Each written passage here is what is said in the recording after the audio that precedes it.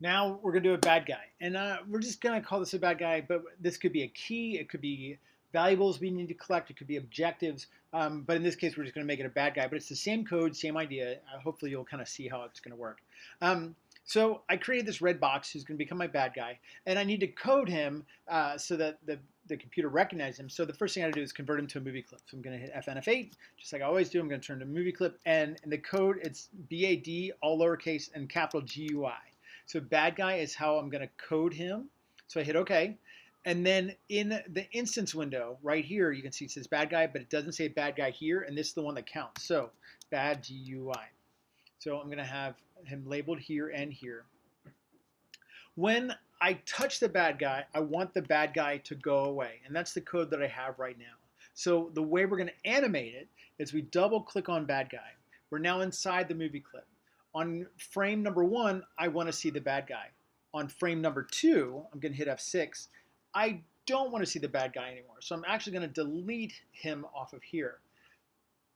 If I test it now, he's just going to flicker back and forth, back and forth, back and forth, and he'll like flash, and that's not what I want.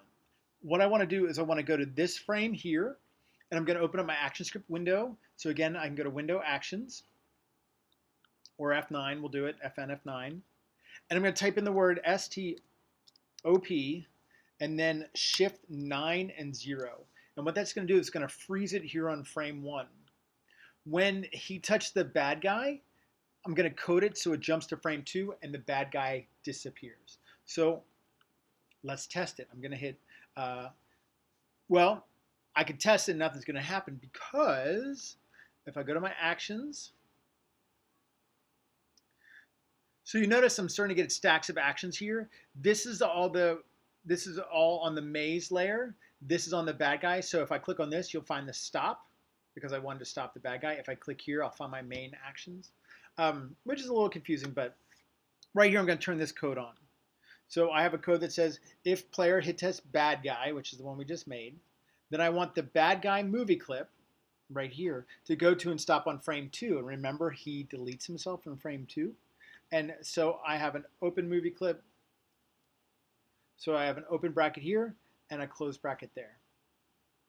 And so now if I test it, if I hit Command Return, if everything goes right, I should be able to move him. And then the second I touch the red box, boop, he disappears.